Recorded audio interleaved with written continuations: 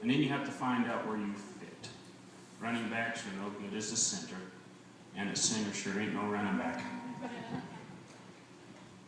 You have the receiving team, the offensive team, the defense, and you have your special teams. And that's for everybody that has that special little bit. How about making it to the Super Bowl? How far they have to come, how many battles they have to play. How about the Pro Bowl? How awesome that would be selected to play for your team, to represent them. Football, it's very much like the military. There's a special training, the discipline, and the challenges we face, and then the battles that we do go to.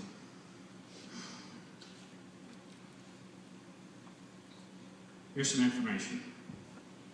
The Army, they actually started and they're organized in June 14, 1775.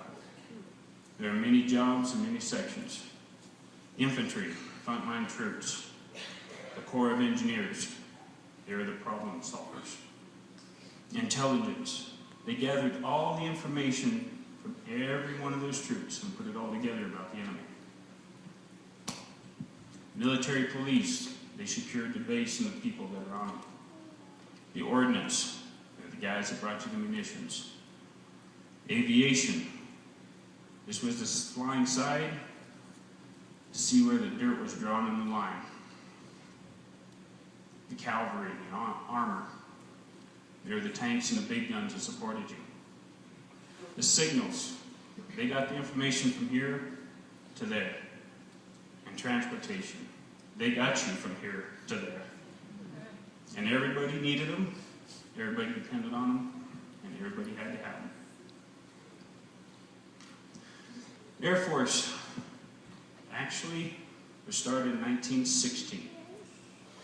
That was the concept. 1916, aviation section was created, and that's the Army Air Corps. Again, everything's based off that Army. 1921, the first active combat role was put together. 1926, high altitude bombing was taught. 1938, the rotary. That's the helicopter, guys. 1941, that was the birth of the Army Aviation and the true role and the ability to come to life. 1950, the Department of the Air Force was developed. The Navy also started in 1775 for the official establishment. The modernization effort began in the 1880s. 1878, the Navy was just 6,000 men. Also the largest in the world in the 1920s. Pearl Harbor in 1941, drawing the U.S. into World War II. By the end of World War II, there were more men and women in uniform than in the whole Royal Navy. Wow. The Japanese instrument of surrender, this was signed on the deck of the battleship Missouri. Anybody know where that was at? Tokyo Bay. And there's also other U.S. warships with it, just to make the presence known. They were the key to the successful beach landings, giving cover fire for landing forces. Then they were directed for the Sapphire to be put on the beach or more directed. They put, my dad told me, he says, the rounds that were fired from the ships that would cover them looked like VW bugs coming through the air. Can you imagine that? And then things would disappear. He said their missing was up to 5 to 10 feet. From 3/4 to a mile away, they were putting it in, and only missing the target 3 to 5 feet. By the end of the war, the Navy had over 1,600 ships. By 1978, there were less than 400. Many of them were from the World War II. Ronald Reagan started a program for a modern 600-ship Navy. He called it the New Navy, not the old Navy, but the New Navy. It's a different story. Okay, let's move to the Marines. How many Marines? There you go. They also started in 1775. They were called the Continental Marines. They have also served in nearly every conflict. The Marines became the Amphibious Warfare Division, perfecting the style of attack. The Marines became the cornerstone of the Pacific Theater of World War II. The Marines also perfected the rapid response to any conflict. That's what made them special. And you might say they are our specialty.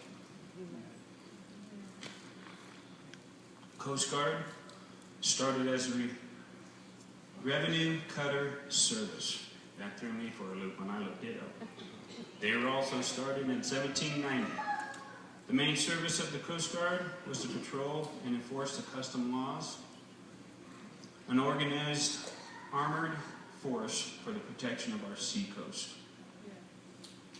They are being available as an emergency service specializing in the performance of government maritime duties. They control the vessels entering and exiting the U.S. waters. The principal duties in peacetime was saving lives, assisting in distressed vessels. They are not only part of the Navy, but also the Air Force. They have the larger ships and the C-130 aircraft and helicopters. They're usually the first to be called during any storm and any rescue operation that's needed out there. If you're in trouble at the sea, you're going to find the Coast Guard being close. They carried this special equipment for the survival gear for stranded sailors and downed aircraft. I picked up 2 pieces of paper I didn't want to do. In closing, this is what I'm reading. I probably won't look at it.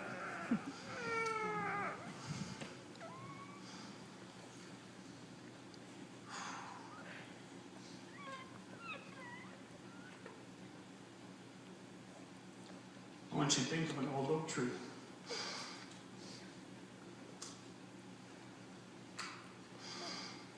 You come up. Jessica.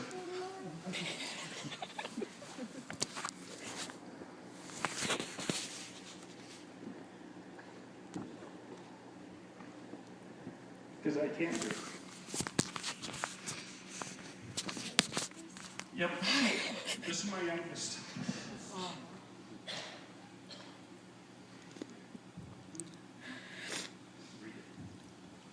Every branch of the military, the old oak tree, has its own specialty. Each one is willing, can, and has stood alone for that short time. The other branches will be there. Not for the glory, but to support our brothers in arms and help those that are in the need of assistance. They are there to take on the battle for the innocent and the weak. They are there to stand and secure the home front. There really are not winners in a war conflict. There are losses on all sides, the lives, destruction, rebuilding, and struggles that follows. For those that have been and are part of the unique team, the red, white, and blue, know this. They have experienced more than you can ever imagine in the everyday humdrum. The sights, the sounds, and the smells. There are times when even the little things will bring back memories that we have hidden from even ourselves. Not all military personnel will experience the battle. I pray you don't, but know that your younger troops, doing your part, large or small, only gives those that are before you the hope and ability to continue. Forward for that goal, the protecting what is dearest to our hearts, our families, our freedoms. The video that we're about to see is to honor our country and the branches of our service. Please stand for the national anthem.